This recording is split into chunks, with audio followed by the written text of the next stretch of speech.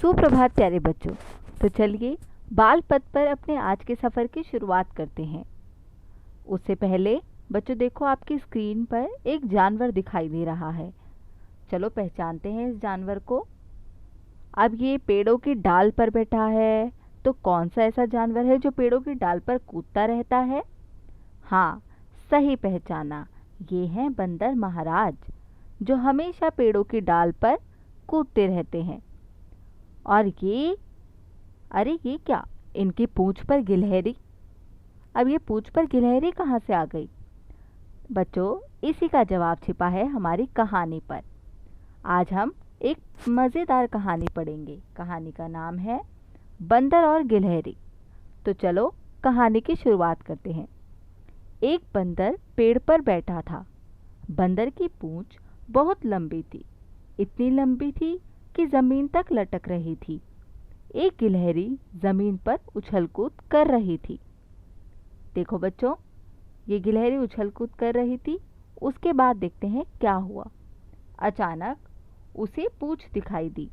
उसने सोचा, यह झूला कहाँ से आ गया? थोड़ी देर पहले तो नहीं था। वह पूंछ पर चढ़कर झूलने लगी। बंदर को गुदगुदी हुई। उसने नीचे देखा। वह हंसकर बोला, बहन गिलहरी, ये क्या कर रही हो तुम? मुझे गुदगुदी हो रही है। गिलहरी चौंकी। बंदर भैया, यह तुम हो? मैं तो तुम्हारी पूंछ को झूला समझकर झूल रही थी। बड़ा मज़ा आ रहा था। और गिलहरी हंसती हुई पेड़ की डाल पर चढ़ गई। हमारी कहानी इतनी ही सी थी बच्चों। आपने देखा कैसे गिलहरी बंदर की पूंछ को झूला समझकर झूलने लगी, और बंदर ने भी उसको प्यार से कहा, उसको मना नहीं करा और प्यार से झूला झूलने दिया। गिलहरी को जैसे ही पता चला कि वो बंदर की पूंछ है, कोई झूला नहीं, वो हंसती हुई पेड़ पर चली गई। हमारी कहानी यहीं ख़त्म होती है बच्चों। अब देखते हैं, कुछ अभ्यास कार्य करते हैं। अब यहाँ देखो बच्चों, आपको यहाँ पर लिखा है, बंदर की पूंछ लंबी, इतनी लंबी थी, इतनी लंबी थी जैसे सड़क। आपको पता है सड़क कितनी बड़ी होती है। अब आपको कुछ और चीज़ें भी यहाँ पर दी गई हैं। चूहे की पूंछ इतनी घनी, इतनी घनी, घनी मतलब गहरी, जैसे जंगल। यहाँ लिखेंगे हम, इतनी घनी जैसे जंगल। भालू इतना मोटा, इतना मोटा, इतना मोटा जैसे हाथी।